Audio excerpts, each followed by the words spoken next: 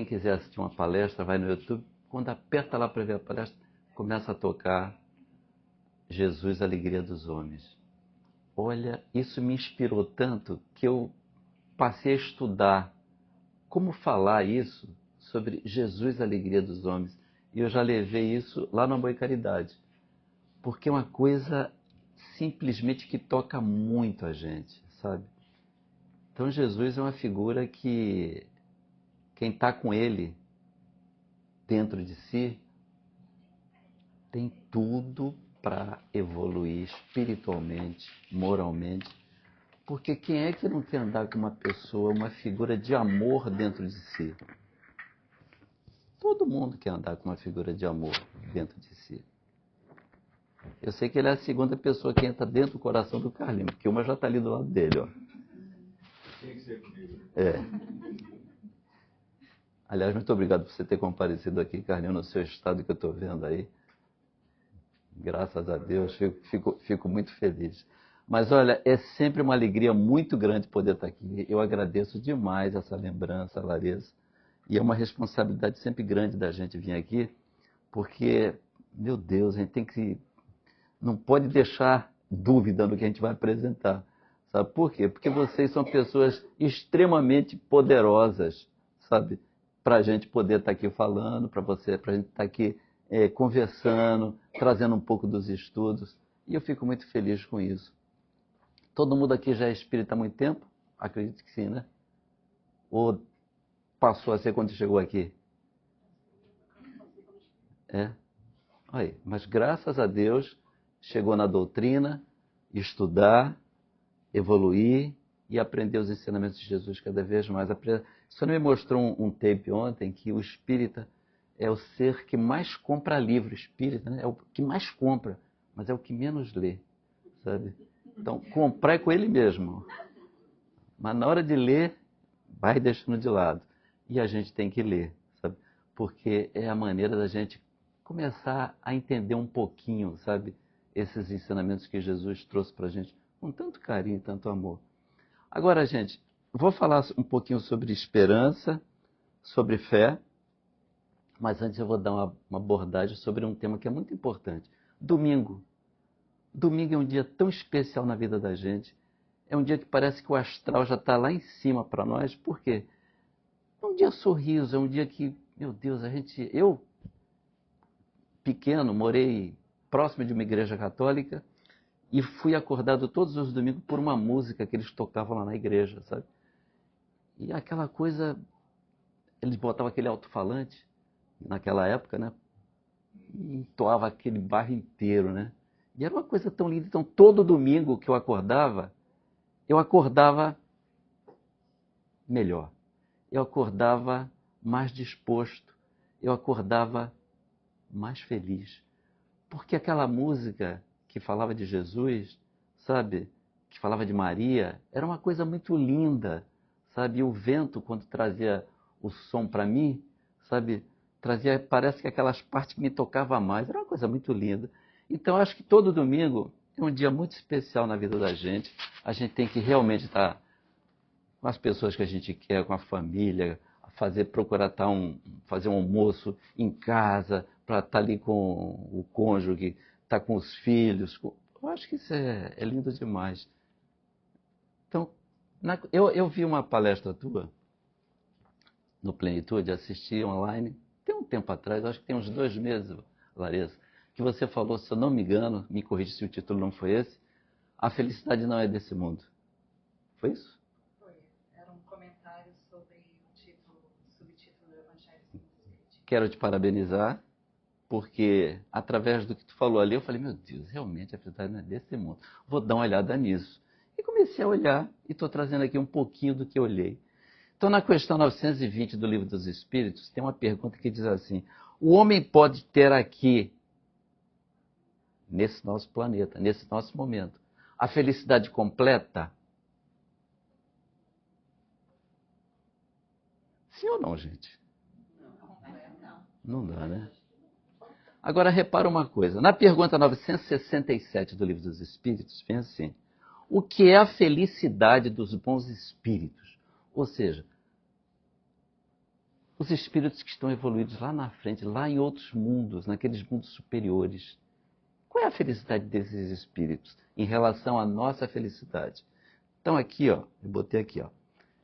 A eles, conhecer todas as coisas, conhece tudo. Apertei algum botão? Desculpa. Eu sou um desastre quando mexo com isso aqui. Meu sonho de aprender não precisar trazer papel, mas, gente, desculpa. Mas então, a felicidade desses grandes espíritas, esses espíritas puros, primeiro, é conhecer, desses espíritos puros, é conhecer todas as coisas. Não ter ódio, não ter ciúme, não ter inveja, não ter egoísmo, não ter orgulho, nem qualquer paixão que faça a infelicidade dos homens. Então repara, olha o que é uma felicidade completa. Então a gente está muito longe dessa felicidade completa. Por quê? Porque nós temos ainda. Não é nós não. Lá fora alguns têm ódio, certo? Inveja, egoísmo, orgulho, isso é tão ruim, gente. Graças a Deus, é o que eu falo, Larissa. Nós espíritos aqui estamos tranquilos. Mas lá fora tem muito disso. Então, essa felicidade completa não é ainda para esse mundo. O amor que une os bons espíritos é a fonte de uma suprema felicidade.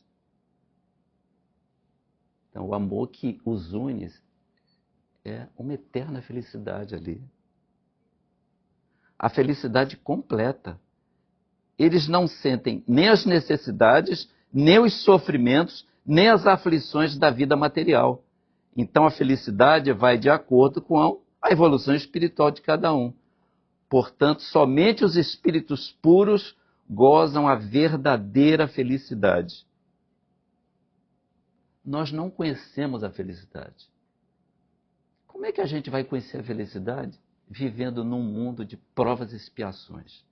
Eu conversando com minha querida amiga ali de bracinho machucado, ela falando das suas dores, aí a outra minha querida amiga também fala das suas dores, ali na porta. Aí eu aproveitei e falei das minhas.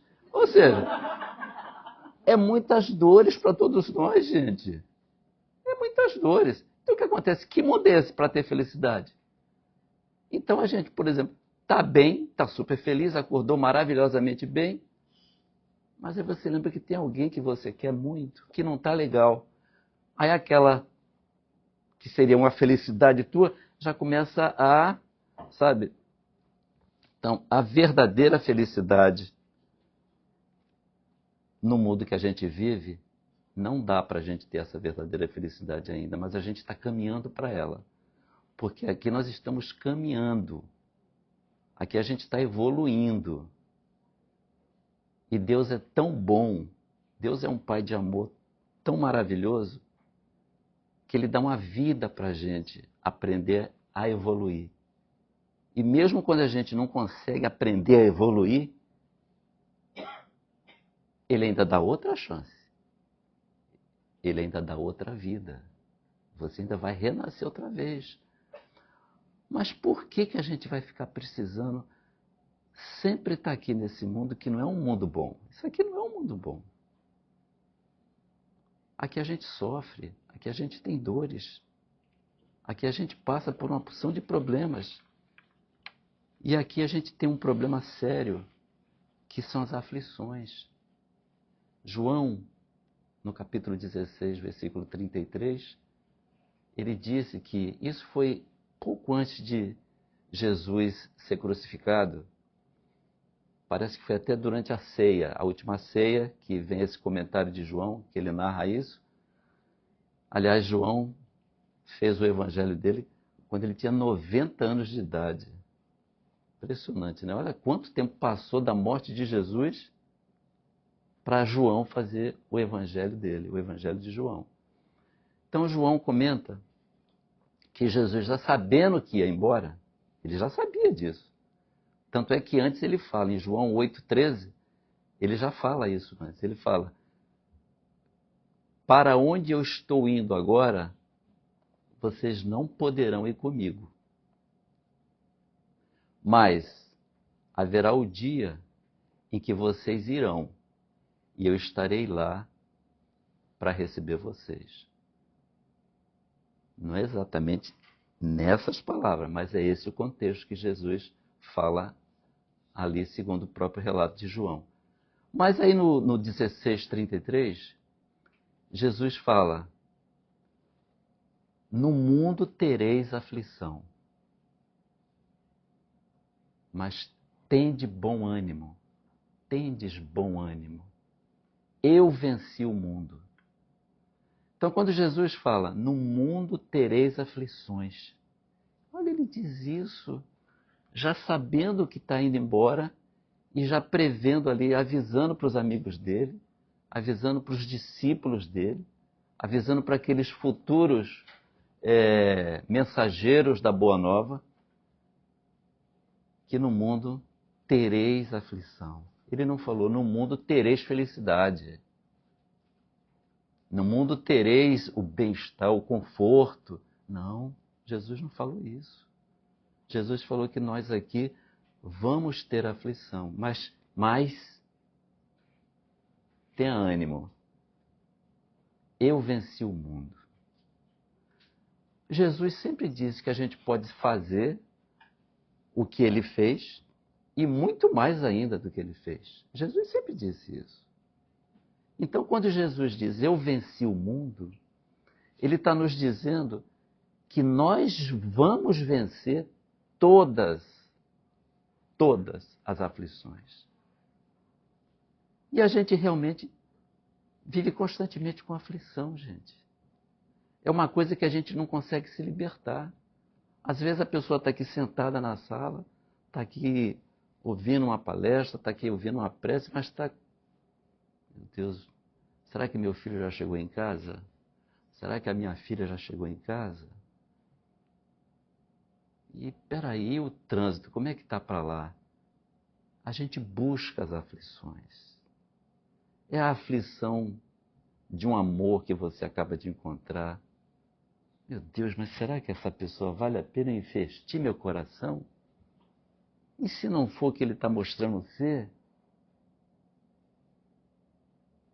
A vida nos traz essas aflições e a gente só vai se livrando delas à medida que a gente for trabalhando mais Jesus dentro de nós. Cada vez que a gente fica mais grudado na matéria, cada vez que a gente fica grudado mais no planeta Terra, a gente vai tendo mais aflições. Cada vez que a gente vai se livrando um pouco da matéria, cada vez que a gente vai se ligando mais em Jesus, a gente vai ver que Ele está dentro de nós. A gente vai ver que Ele está conosco. E Ele nos disse, eu venci. Eu também posso vencer. Então, as aflições, quando aparecem na vida da gente, e ela aparece, como eu estou falando, constantemente, se você não buscar saídas, você acaba se perdendo em depressão, em tristeza, em aborrecimentos. Aí você perde a sua juventude, perde a sua jovialidade, perde a sua beleza. Por quê? Porque você se deixa desgastar emocionalmente, e qualquer desgaste emocionalmente não deixa a gente bonito. Estou errado? Todo mundo aqui é bonito, né, Larissa? Todo mundo é bonito. Principalmente os jovens. Eu não acho nenhum jovem feio. Não existe jovem feio. Velho está cheio de feio. Mas a gente precisa praticar o autoconhecimento para a gente começar a se livrar das aflições. É a gente se conhecer.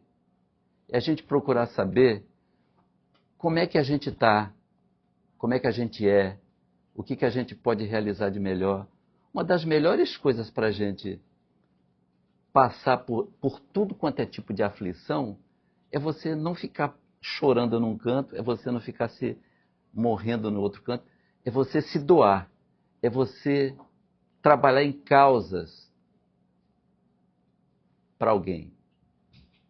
Cada vez que você se doa, você vai começando a se sentir melhor. Não existe nada melhor na vida da gente do que a gente fazer um ato de caridade. A gente pensa que está ajudando essa pessoa, mas não, a gente está ajudando a nós mesmos, sabe? E eu sempre falo uma coisa, gente. A gente não pode confundir caridade com se livrar de entulho. Porque às vezes a gente quer fazer, vou levar essas roupas lá para tal lugar, deixa eu pegar. Aí tu vai pegando aquelas, tu já vai jogar fora, fala, vou levar essa. Não, isso não é caridade, gente. Caridade, um dia que a gente estiver dentro do coração da gente. Aliás, eu vou contar um caso de caridade aqui que eu ainda não contei para vocês aqui.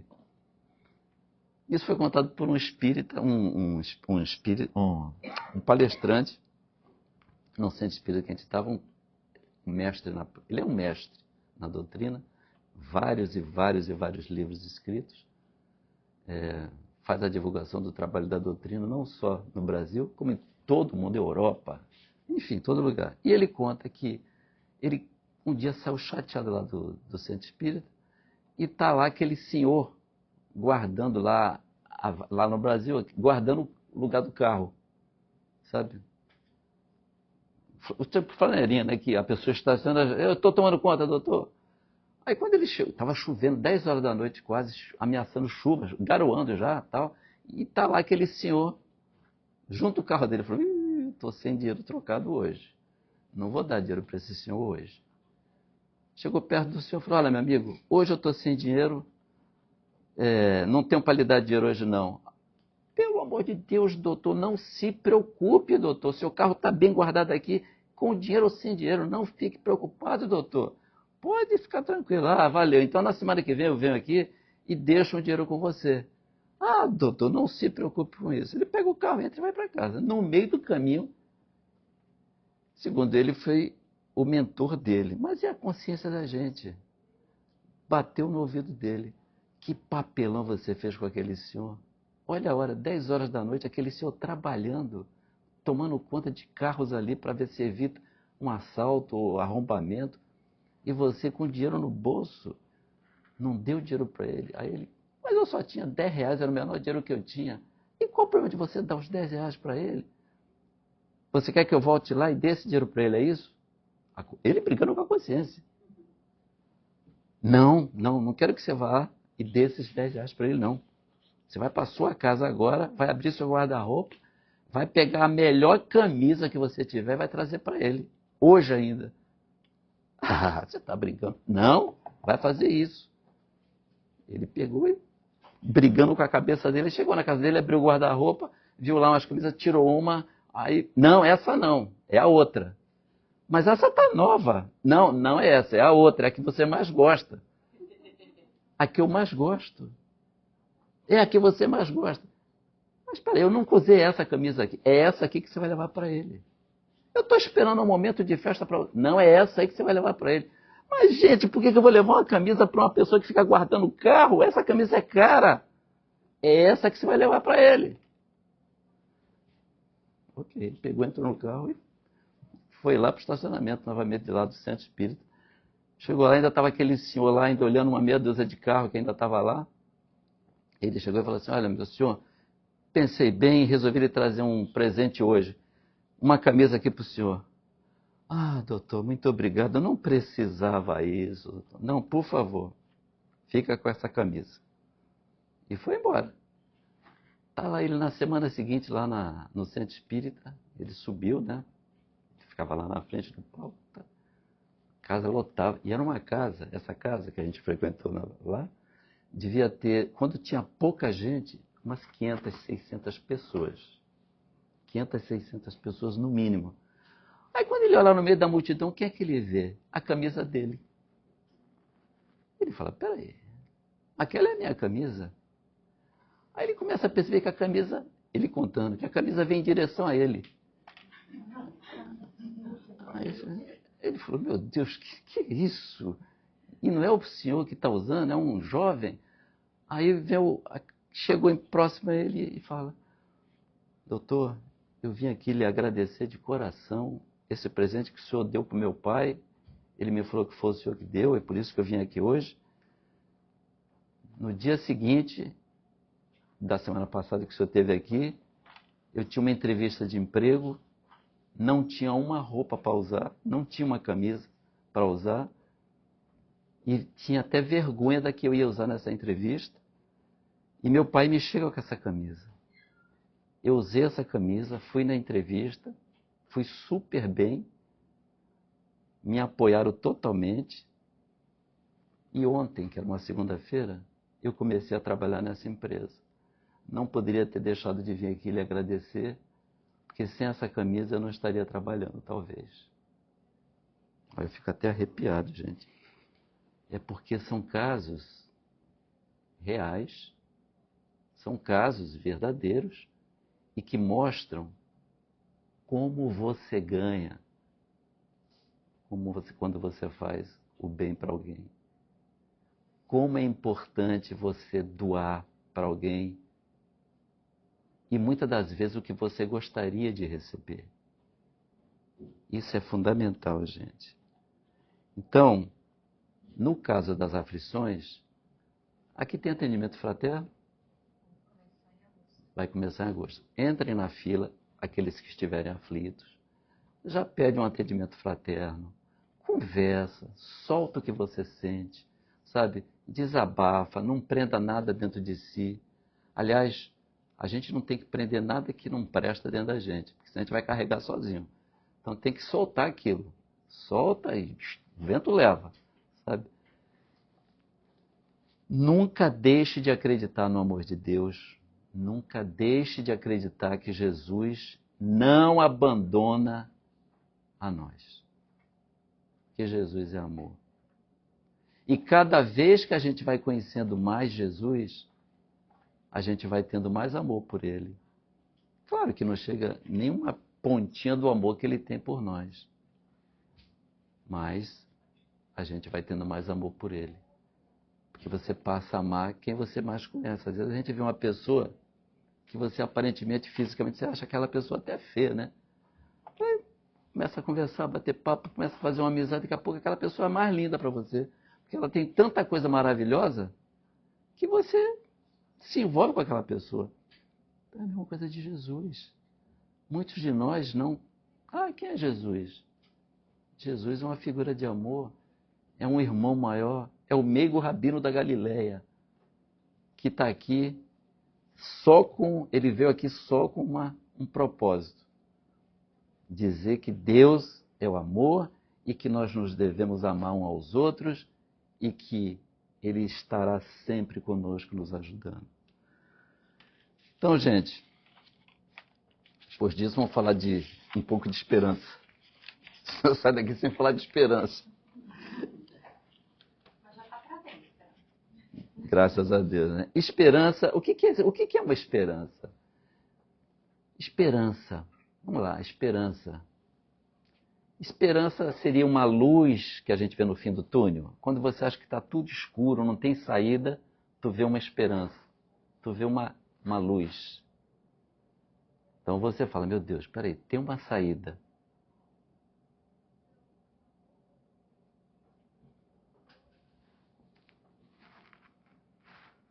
Vocês concordam que seria isso? Ou alguém pode acrescentar uma outra coisa na esperança? Eu aceito qualquer tipo de diálogo aqui para a gente poder...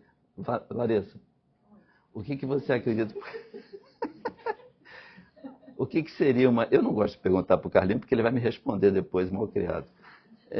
Larissa, o que você acha que seria a esperança? Uma esperança seria realmente isso, uma luz no fim do túnel? Eu acredito que a luz no fim do túnel é uma boa imagem, porque a luz nós enxergamos. E a esperança seria exatamente isso, aguardar com a certeza de que dias melhores virão. É o esperar com uma certeza, não é o sentar e aguardar. Certo. É ou simplesmente desejar que dias melhores venham. Você quer ficar aqui, Larissa? Não. Eu só falei que você perguntou. Você sabe, teve uma época que a gente tinha em centro espírita. Há muito tempo, ninguém aqui eu acho que nasceu. Só eu e Carlinhos que era nascido. Mas teve uma época que ninguém sabia. Ninguém sabia. Tudo era novidade. A gente chegava a falar, uau, mas hoje todo mundo sabe tudo. Então, novidade você não traz, mas a gente sempre traz o seguinte, o que a gente aprendeu nesse ditado popular, né? A água bate na pedra, tanto bate até furar. Ou seja, a gente sempre traz coisas, a gente repete tanto coisas, que a pessoa de tanto ouvir, pô, eu tenho que fazer isso. E acaba fazendo realmente, e é coisa boa. Então, realmente, a esperança é essa. Eu acho que só o fato de todos nós estarmos aqui hoje, a gente já teve a esperança de melhoria. Por que a gente veio para os Estados Unidos? Por que a gente saiu do Brasil? Uma esperança a gente teve, correto? Ninguém veio para cá sem esperança. E eu vou fazer o que naquele país? Não. Teve uma esperança. Não foi diferente de mim e de Sônia. A gente já está aqui há 30 anos. E a gente viveu no Brasil num período que estava muito difícil, em violência. Filhos pequenos, um de 12, um de 14. E a preocupação existia sempre, né? Sequestro, tinha muito sequestro naquela época, lá no Brasil. E a gente pensou, meu Deus, a gente tem que ir para um lugar que nos dê mais segurança, que nos dê um pouco mais de paz e tranquilidade para as crianças poderem estudar. E começamos a trabalhar isso, mas não foi tomar uma decisão assim só para papapá. Não. Eu fui assaltado 5 vezes de revólver na mão. Uma delas a Sônia estava comigo, sabe? Então, peraí, gente. Chega um ponto que tu fala, meu Deus, tá demais. Em todas as 5 eu escapei, mas o gato só tem 7 vidas, né? Vai que nas outras 2 o cidadão erra o gatilho e eu acabei. Então a gente realmente estava vivendo uma fase muito difícil no Brasil. Hoje eu acredito que não esteja. Quer dizer, pode ser até que esteja, tá, né? Infelizmente. Então a gente buscou um país melhor. Agora, quando a gente fala de esperança,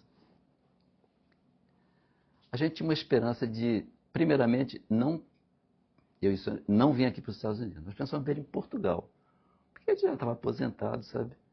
Falei, Sônia, se chegar nos Estados Unidos, eu não vou entender o português, sabe? Eu vou ter que entender o inglês, que até hoje não entendo. Então vai ser complicado. Não é melhor Portugal? Aí fomos no consulado de Portugal e o senhor lá falou assim, olha, naquela época em Portugal, hoje não sei, se você trouxer uma carta aqui de um gajo lá que precisa de alguém, você já tem os documentos. E o que eu mais tinha era amigo em Portugal, inclusive um que trabalhava comigo.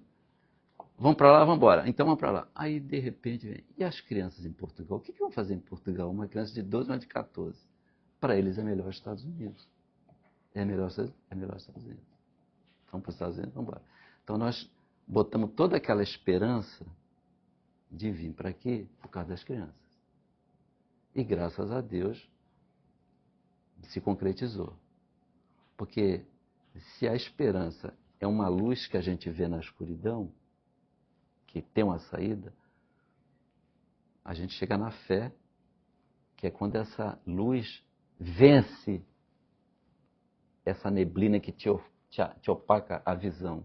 Ela vence essa escuridão. Essa é a fé. É quando ela se realiza. Então a gente veio para cá e graças a Deus foi muito bom para as crianças. Elas estudaram, evoluíram aí, enfim. Hoje os 2 filhos casados, enfim. E eu e Sônia que ficamos capengando ainda na língua aqui, né? Que a gente até hoje vai no Google por o que é isso. Mas de qualquer forma, o que acontece? A esperança é essa. A gente não pode perder o otimismo. Tem que acreditar sempre. A gente não pode acreditar que a gente está num quarto que não tem saída. A gente não pode acreditar que está num quarto sem janela, sem uma porta. Porque a gente tem que ter certeza que quando uma porta se fecha, a outra vai se abrir. A gente vai ter que estar procurando sempre estar no caminho do bem. Quem está no caminho do bem, a possibilidade de acertar é muito maior. Aliás, é muito grande. E hoje, nós sabemos o que é estar no caminho do bem. Porque a gente sabe o que é errado. Se a gente sabe o que é errado, por que a gente vai para o lado errado? A gente tem que ir para o caminho do bem. Para o caminho certo. Tem aquele ditado também que diz que enquanto há vida, há esperança. Então a gente jamais pode esmoronar. E quando a gente fala na esperança de conseguir alguma coisa, porque pode ser de qualquer coisa. Pode ser aquela esperança que o Thomas Edison teve quando ele criou a lâmpada. Um exemplo só. Depois de mais de 1000 tentativas, ele nunca perdeu a esperança de conseguir realizar o que ele queria. Porque se ele desistisse, ia demorar mais para a gente ter isso aí. Mas ele nunca desistiu. É a mesma coisa de determinados médicos na saúde, que quando está um paciente em estado que já todo mundo condenou, ele vê um ponto ali de luz naquele paciente e fala, espera aí.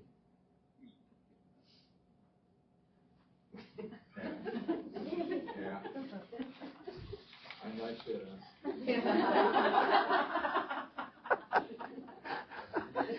Deslogou tudo, foi?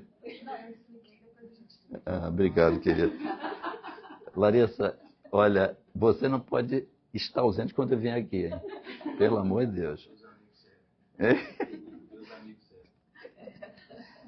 Então, repara, tem médicos, tem paciente que chega no hospital, até diz para o médico, você já era. É desacredita, você não.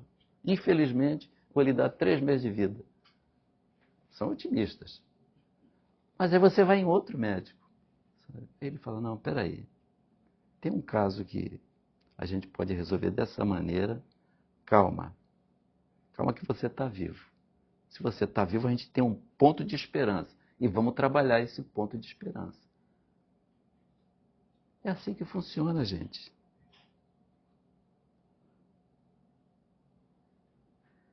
Agora, a fé, quando eu falei da fé, a fé que é o triunfo da luz sobre a escuridão. E eu não posso falar de fé sem comentar uns fatos bíblicos, né? Porque eu acho que não dá para falar de fé se a gente não lembra do capítulo 19 do Evangelho segundo o Espiritismo, que a fé transporta a montanha.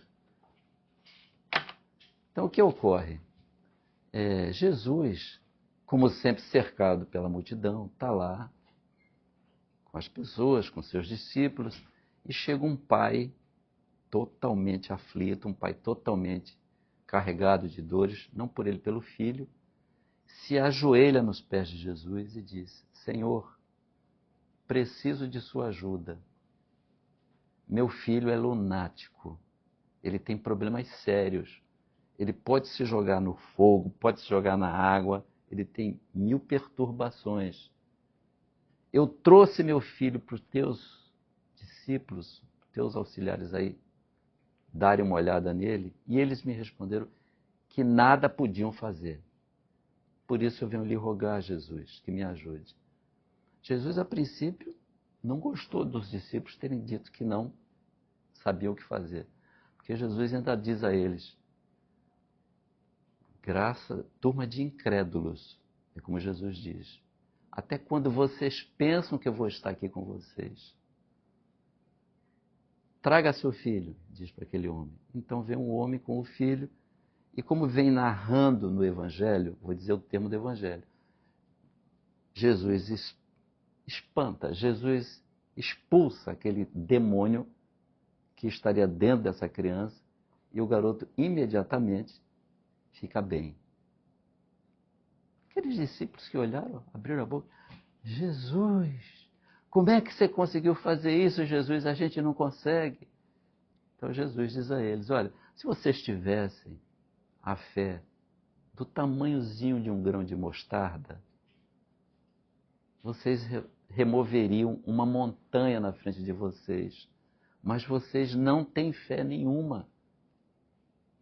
E essas montanhas são os problemas que a gente acumula na nossa mente. E cada um de nós que tem um problema acha que ninguém tem um maior que aquele, né? Às vezes é uma dorzinha no dedinho do pé, acha que aquela dorzinha no pé ninguém tem pior, sabe? E basta, num caso desse, chegar dentro de um hospital. Quando chega dentro de um hospital, meu Deus, tem tantos exemplos que a gente presencia aí. Quando você vai dentro de um hospital, que você vê tantos dramas, tantas dores, que aí você vê, meu Deus, que privilegiado que eu sou, que abençoado que eu sou. Eu não carrego cruz nenhuma, porque não é possível dizer que isso é uma cruz que eu carrego. porque é tão maravilhosamente leve, sabe? Mas a gente tem sempre aquela coisa de vítima, né? A gente é nossa isso. A gente se diz como vítima. Pô, por que comigo isso? O que está acontecendo comigo? Sabe? E, na verdade, nós somos privilegiados filhos de Deus. A gente tem que reconhecer isso. Olha só hoje aqui, domingo. Todo mundo aqui, graças a Deus, bem, feliz. Tem coisa melhor na vida do que isso? A gente está aqui juntos, sabe? Larissa, tu não tem ideia de como eu venho para cá feliz, Larissa. É um dos lugares que eu mais gosto de falar, porque às vezes a gente fala para um grupo, você sabe que lá no Plenitude tem grupos imensos, às vezes, a gente fala para mais de 100 e tantas pessoas, lá no Amor e Caridade, às vezes também isso, mas esse carinho que a gente percebe aqui no ar, sabe? Não precisa nem vocês transmitirem, ele está no ar, sabe? A gente vê isso no ar. É a energia de cada um que faz essa borbulha de luz, sabe? Então isso é uma coisa que contagia todo mundo. Não dá para a gente ficar zangado aqui dentro. É preciso que a gente vá lá fora e encontre um problema, que aqui dentro não dá para ficar zangado. Isso é uma coisa maravilhosa. Então Jesus ensina a fé que a gente precisa ter. Um outro caso que eu falo muito da fé e da esperança também, é um caso que acredito todo mundo, claro, todo mundo conhece, o caso da mulher hemorrágica. Na época vigorava no povo judeu a lei de Moisés, que era o livro das leis, o Levítico, que é o livro que ele tinha escrito sobre leis. Então era um livro sobre leis terrível. E ali entre aquelas leis que Moisés havia decretado, ele havia colocado que a mulher no seu período que ela tinha o sangramento, ela era tão suja quanto um leproso. Então ela não podia ter contato com absolutamente nada, com ninguém. Se ela pegasse num pano, aquele pano tinha que ser jogado num canto para ser limpo, esterilizado, se fosse o caso, mas não podia ter contato com nada. Era uma pessoa que, como eu estou falando, era como se fosse uma leprosa. Só faltava dizer, você é a lepra. Só que essa mulher, ela começou a ter essa hemorragia. Olha, isso está narrado nos evangelhos de Mateus, de Marcos e de Lucas. Só não está no evangelho de João. Mas os 3 evangelistas citam essas passagens. Porque Jesus chega em Cafarnaum e ele está na beira do lago da Galileia, em Cafarnaum, falando ao povo. E essa mulher que morava em Cafarnaum, ela soube de Jesus, que Jesus estaria ali. Ela teve uma esperança de que Jesus curaria ela. Ela viu uma luz. Todos os recursos que ela já tinha disponíveis para se curar, ela foi atrás e não conseguiu. Já havia se passado 12 anos e ela continuava com o sangramento. 12 anos. Imagina o que é isso. E Jesus, então, quando chega aí em Cafarnaum, primeiro ele é recebido pelo Jairo. Jairo era o diretor de uma sinagoga local que tinha uma filha em casa à beira da morte.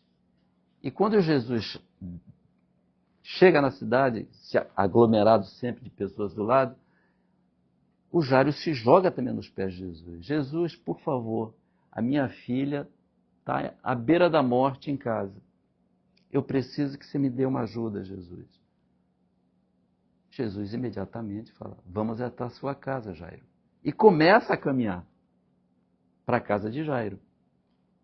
Nesse interim, está essa mulher que não é citada o nome dela em nenhum evangelho, somente esse título da mulher hemorrágica. A mulher está indo ao encontro de Jesus. E Jesus, cercado pela multidão ali do lado, está indo em direção à casa de Jairo. No caminho, olha só, o que essa mulher correu, o risco que ela correu, o que é vencer a esperança, sabendo que a fé que ela tem vai superar aquilo ali. Primeiro ela acreditou, ela viu uma luz que seria Jesus. E ela falou, não, ele vai me curar. Então, ela sai de casa, o que era totalmente proibido. Se por acaso ela fosse descoberta em qualquer trecho da rua, ela seria morta a pedras, a pedradas, porque era lei vigente na época. Ela seria morta a pedrada, porque ela era uma mulher para estar retirada como estava o leproso. Não era para ela estar ali no meio da rua. E ela encarou esse desafio e vai em busca de Jesus. Quando ela chega e vê aquela multidão caminhando, ela consegue descobrir que naquele meio ali está Jesus. Imagina uma pessoa, 12 anos, perdendo sangue. Ela já estava super fragilizada, super fraca. Mas ela consegue ter forças de passar no meio daquele povo e se jogar assim em cima de Jesus e, gente, com a ponta dos dedos, que ela já está caindo, com a ponta dos dedos, ela toca na manta de Jesus. Ela toca na manta de Jesus e cai. Quando ela cai, Jesus imediatamente para e pergunta a todos os que estavam ali: quem me tocou? Pedro, que estava do lado de Jesus, responde a Jesus: Senhor, olha quantos estão lhe tocando, Senhor. Olha quantos estão lhe agarrando. E Jesus disse: não. Quem me tocou com uma energia muito forte?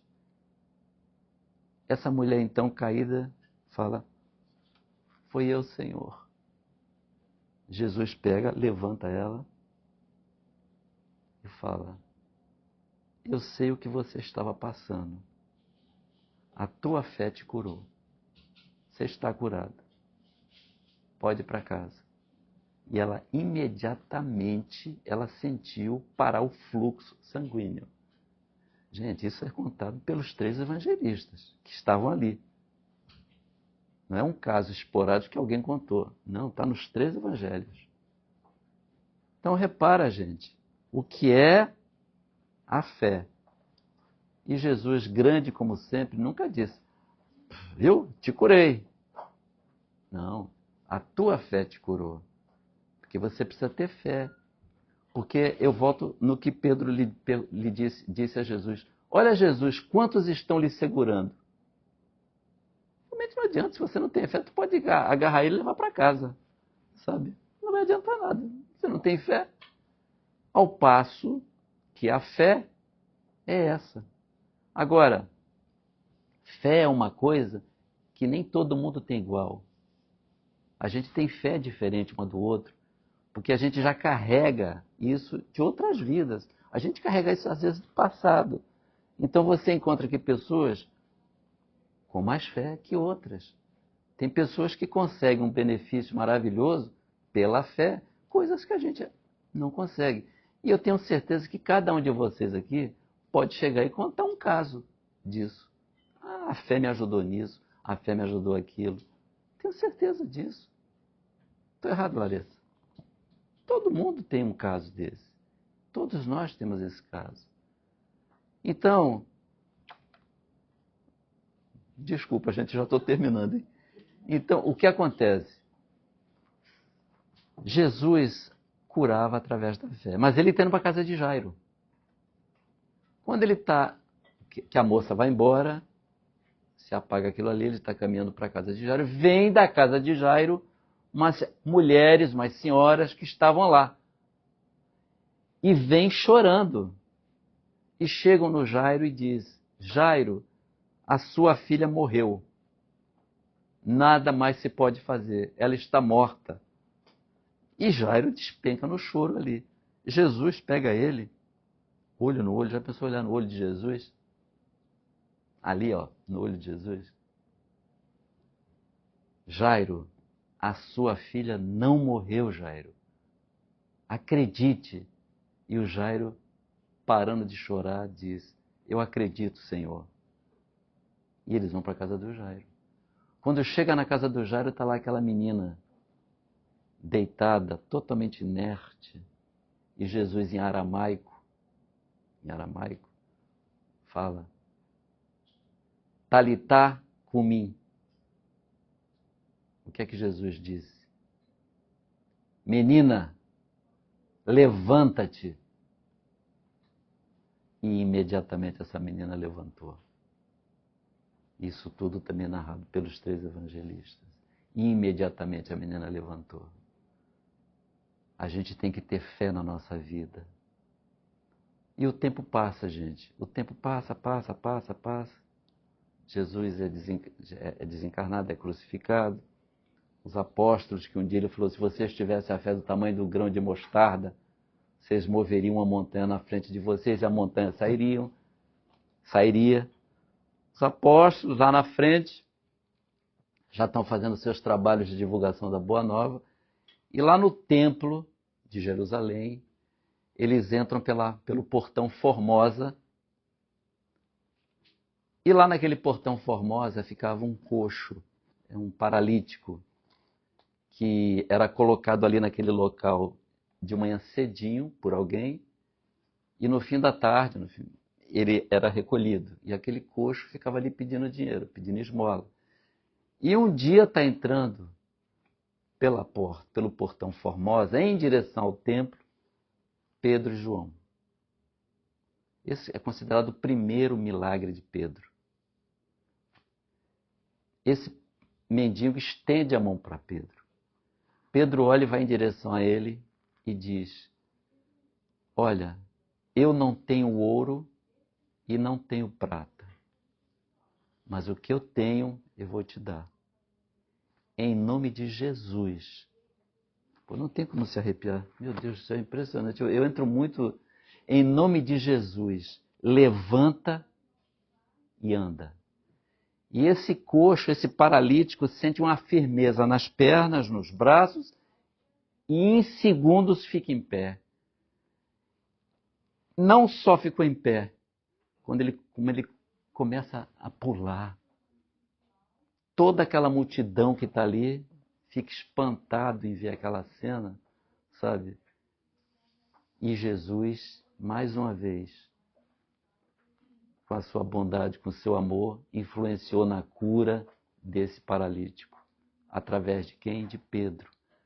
O dia que você ali, o dia que nós tivermos essa fé do Pedro, que ele não tinha nada antes, a gente vai fazer exatamente a mesma coisa. E sabe por quê? Porque Deus fez todos nós iguais. Deus não fez nenhum diferente do outro. Então só depende do que a gente faz, só depende do que a gente age. É isso, gente. Dá para botar aquele videozinho? Eu trouxe um videozinho porque eu achei... Primeiro porque é um cantor chamado Nascimento. E como eu sou Del Nascimento, falei, esse cara deve ser bom, sabe? Aí eu trouxe para vocês... Acredito que a maioria já tenha visto, mas reparem que coisa linda que eu falei aqui para vocês. Por favor, querido. Claro, meu bem.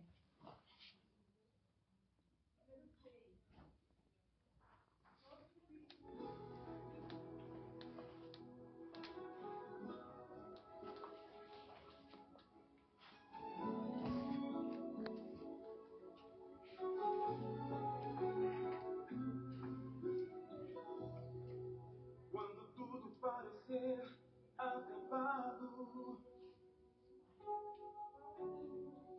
e sem força já não dá pra caminhar, a tristeza, a solidão são companhias. Mesmo assim você precisa acreditar. Não se lembra do que aconteceu com aquele coxo que ficava ali sentado a mendigar, esperando de alguém uma saída, mas com certeza no outro dia voltar. Pedro e João iam pro templo e avistaram aquele homem à frente.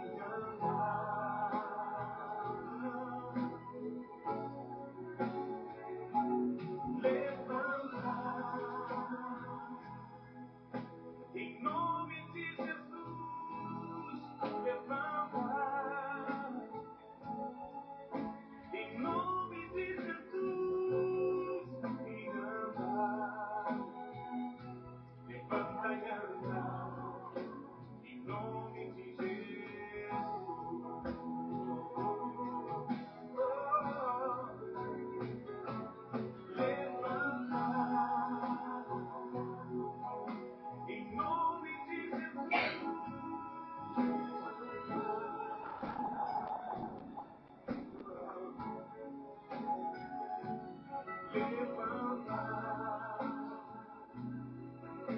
em nome de Jesus, e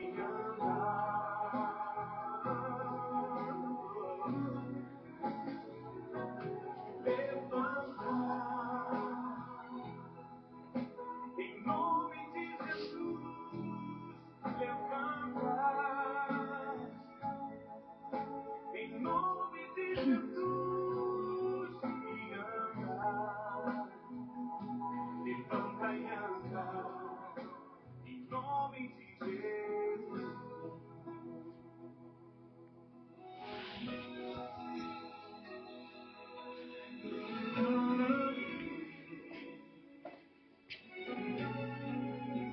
Em nome de Jesus. Isso é demais. Eu? Não. A palestra foi sua. Olha só, gente. Na verdade, só para encerrar, não é só o coxo. O coxo somos todos nós. Quantas as vezes a gente está caído e sem forças para levantar? E a gente tem que acreditar que em nome de Jesus a gente supera tudo. Então, meus queridos irmãos, gente que aprendeu a amar, né? Olha que Jesus falou, né? Vamos amar uns aos outros. Eu comecei, e não é de hoje. Vamos, pelo amor de Deus, ter Jesus em nossos corações. Vamos, pelo amor de Deus, ser pessoas melhores. Através das leituras a gente vai aprender e vamos seguir para um mundo melhor. Com fé em Deus. Muita luz a todos. Muito obrigado, queridos.